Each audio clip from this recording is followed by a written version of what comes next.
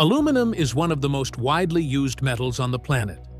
Lightweight, strong, and remarkably versatile, it has become one of the cornerstones of modern civilization. But there's something most people don't know. Aluminum is never found pure in nature. It begins as a reddish rock called bauxite and travels through a jaw-dropping industrial process involving extreme temperatures, complex chemical reactions, and electrical currents of staggering magnitude. So how does a simple rock become that brilliant liquid metal? Today, we're going to find out, tracing aluminum's journey from the moment it's pulled out of the ground to the moment it leaves the smelter ready to take shape. Stay with me until the end, because this journey into the heart of metallurgy will change the way you see the everyday objects around you. Right here on Stories Behind Everything. Every single day, about 200,000 tons of aluminum are produced around the world. The United States alone consumes more than 11 billion pounds of it every year. Born in glowing furnaces, this extraordinary material shows up everywhere, from a simple soda can to the hull of a spacecraft. Strong, light, flexible, and rust-resistant, aluminum is built into the planes we fly, the cars we drive, the structures of our cities, and the power lines that bring electricity to our homes. But there was a time when aluminum was more valuable than gold.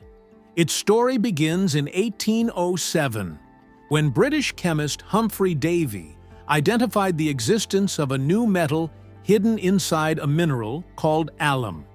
He tried to isolate it, but the technology of his era simply wasn't up to the task. It wasn't until 1825 that Danish scientist Hans Christian Ørsted managed to produce tiny quantities of the metal. And even then, the process was extraordinarily difficult and expensive. For decades, aluminum remained a symbol of luxury. In France, Emperor Napoleon III treated it as a precious material and actively encouraged research into its production. Everything changed in 1886. Working independently on opposite sides of the Atlantic, Frenchman Hall-Héroult and American Charles Martin Hall simultaneously discovered a revolutionary method for extracting aluminum through electrolysis.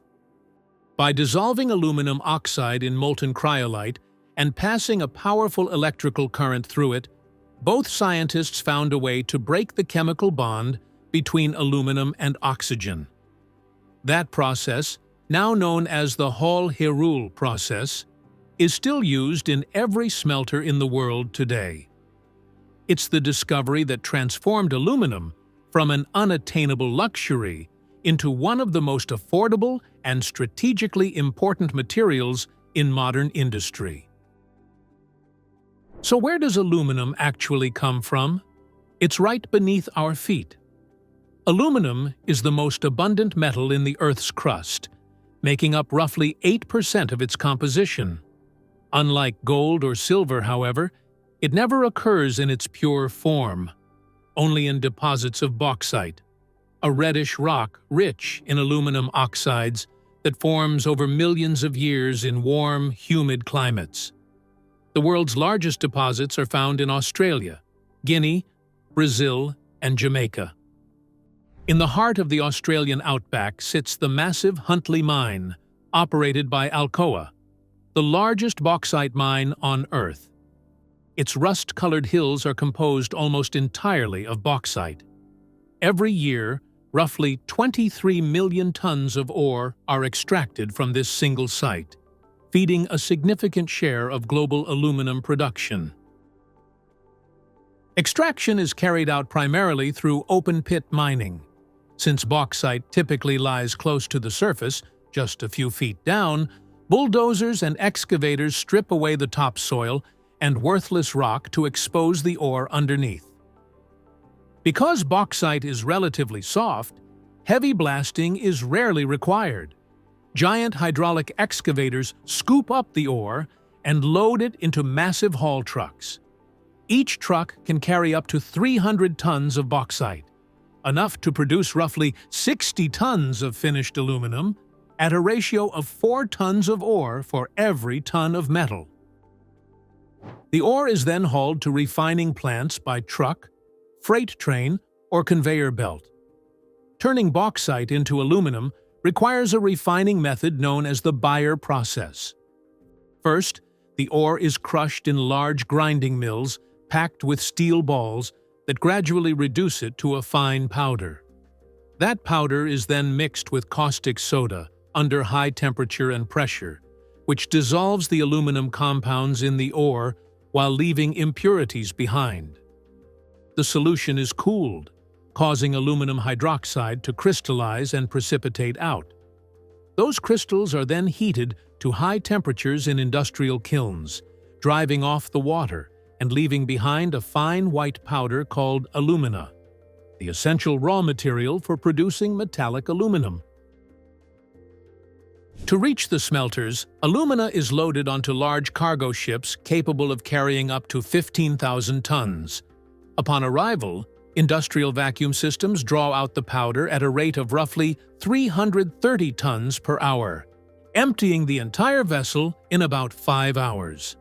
The alumina travels by conveyor belt directly into the plant, where it's fed into enormous electrolytic tanks filled with molten cryolite.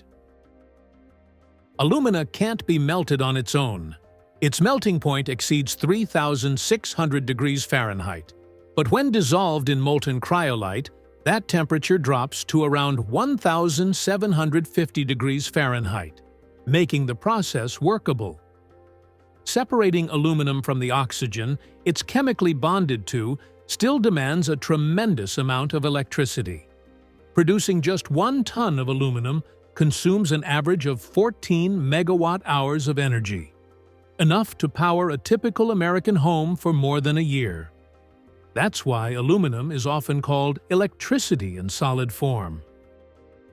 Inside the electrolytic cells, a low-voltage, high-intensity electrical current is applied between carbon anodes and a cathode, triggering electrolysis.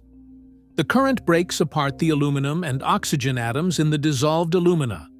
Oxygen rises to the surface and reacts with the carbon anodes to form carbon dioxide, while liquid aluminum, being denser, sinks to the bottom of the cell.